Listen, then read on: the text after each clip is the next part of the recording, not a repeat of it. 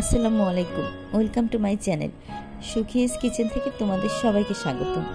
আশা করি সবাই ভালো আছো, আমিও ভালো আছি। বিকেলে চায়ের সঙ্গে এরকম একটা মজাদার বিস্কিট হলে কিন্তু মন্দ হয় না। তো চলো আমি এই বিস্কিটটা কিভাবে তৈরি করব সবাই দেখে নেবে।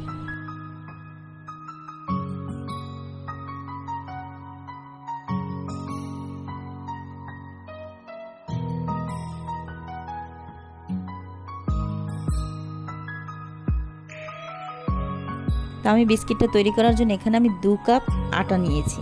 আর আজকে আমি তোমাদের সঙ্গে আটা দিয়েই বিস্কিট তৈরি করব। তবে আমি কিন্তু সবসময় আটা দিয়েই তৈরি করি।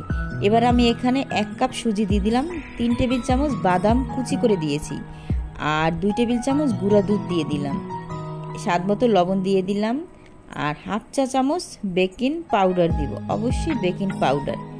হয়ে গেল উপকরণ দেওয়া। এখন আমি এখানে হাফ কাপ নারকেল দিয়ে দিলাম আর হাফ কাপ তেল, রেগুলার রান্নার তেল। কি কি দিয়েছি অবশ্যই কিন্তু মনোযোগ সহকারে দেখে নিবে, আর আমি তো ডেসক্রিপশন বক্সে লিখে দিবই, সেখান থেকে চেক করে নিবে।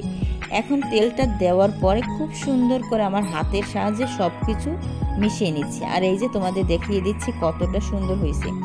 এখন আমি এখানে 1 কাপ চিনি নিয়ে নিলাম, আর চিনির মধ্যে হাফ কাপ পানি, বাস মিলিয়ে নিচ্ছি। চিনিটা কিন্তু কোনোভাবে গলানো যাবে না, চিনিটা আস্তাই থাকবে, তাহলেই কিন্তু বিস্কিটটা খেতে মজা লাগবে অনেক। এখন সেই চিনির পানিটা দিয়ে এই ডোটাকে খুব সুন্দর করে মেখে নিচ্ছি। আর এটা কিন্তু একটু সময় নিয়ে ধৈর্য সহকারে মাখতে হবে, তাহলে একটা ভালো রেজাল্ট তোমরা পাবে। আর আমি কিন্তু কিভাবে মাখতেছি অবশ্যই ফলো করবে। তো এটা কিন্তু পারফেক্টভাবে মাখা হয়ে গেছে।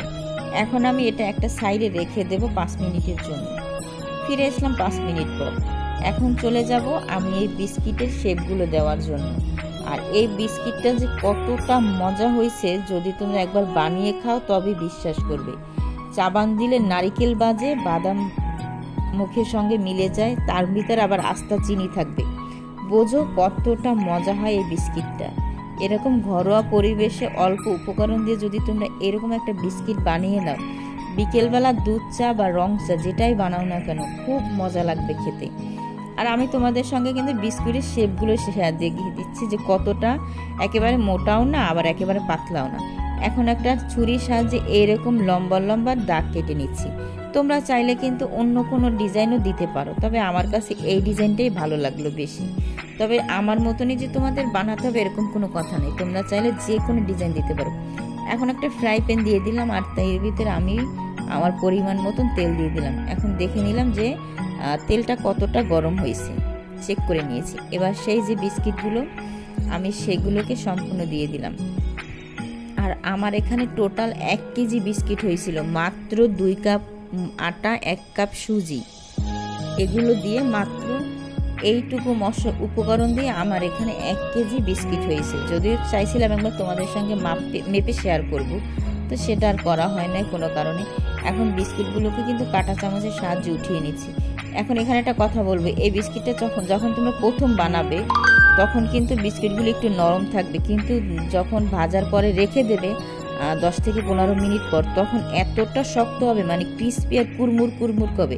চাবান দিলে কুরমুর করবে আর মিশে যাবে মুখের সঙ্গে।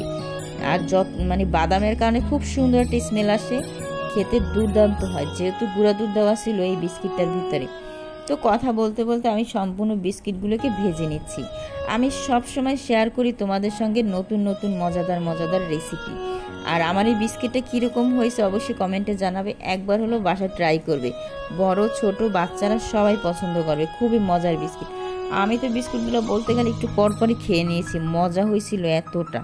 তো আমার প্রিয় আপু ভাইয়ারা সবসময় চেষ্টা করি তোমাদের সঙ্গে সহজ রেসিপি শেয়ার করার জন্য।